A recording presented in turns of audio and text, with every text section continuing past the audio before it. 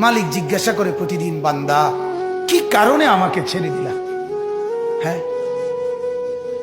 রাত 12টা বাজে তুমি ঘুমায় গেলা, মা ঘুমায় গেল, বাপ ঘুমায় গেল, বিবিও ঘুমায় গেছে, পাড়া পড়শি ঘুমায় গেছে। আল্লাহ বলেন, আমি তো ঘুমাই নাই বান্দা, আমিও তো ঘুমাই নাই।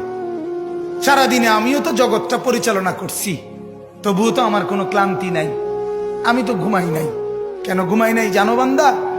রাতের 2টা বাজে যদি তোমার পেশাব করতে হয়, রাতের 3টা বাজে যদি তোমার দরজা খুলতে হয়, তখন যদি তোমাকে উঠতে হয়, আর আমি যদি ঘুমায় যাই বান্দা, তোমারে চোখ মেলে দিবে কে?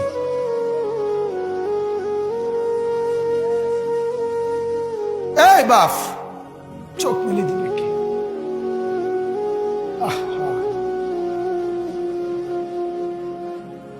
আল্লাহ আমাদেরকে মাফ করে।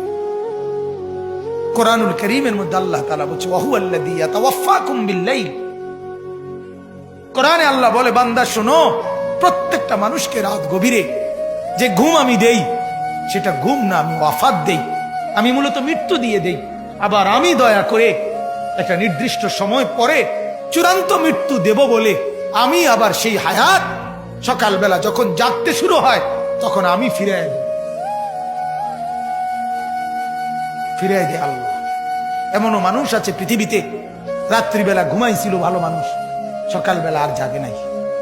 আমার একজন দূরসম্পর্কীয় চাচা আছে, প্রফেসর ছিলেন, ভালো মানুষ ছিলেন, রাত্রিবেলা জলজ্জান্ত মানুষ ঘুমাইছে, সকালবেলা আর দরজা খুলে দেখছে ওই মানুষটা জীবিত ছিল না, মারা গেছে।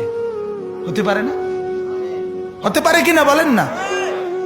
তাইলে বছরের পর বছর, মাসের পর মাস, এই বাপ, বাহিরের কারো চিন্তা করে বাদ দেন। আপনারা যারা বসছেন, আপনাকে বলছি, আপনি কষ্ট করে বসছেন, রাতের 12টা বাজে, রাতের 12টা বাজে, এত কষ্ট করে বসছেন, বিনিময়ে একটু ভাবেন, একটু ভাবেন, অনুরোধ আমার, একটু ভাবেন।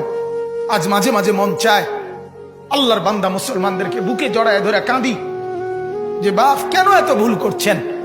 আল্লাহকে কেন এত নারাজ করছেন? যার বিবি বেপর্দা, আপনি আল্লাহকে কত পরিমাণ নারাজ করাচ্ছেন। যার স্ত্রী, যার মেয়ে বেপর্দা, আপনি আল্লাহকে কি পরিমাণ নারাজ করছেন বলেন? এক কুকুর মরলে, লাশ ফেলে রাখলে যেই দুর্গন্ধ ছড়ায়, সেই দুর্গন্ধে অল্প কিছু মানুষের কষ্ট হয় কিছুক্ষণ, কিন্তু এক নারী বেপর্দা হাঁটলে যে যুবকগুলোর চরিত্র নষ্ট হয়, সেই নারী এক মরা লাশওয়ালা কুত্তার চাইতেও বেশি দুর্গন্ধ ছড়ায়।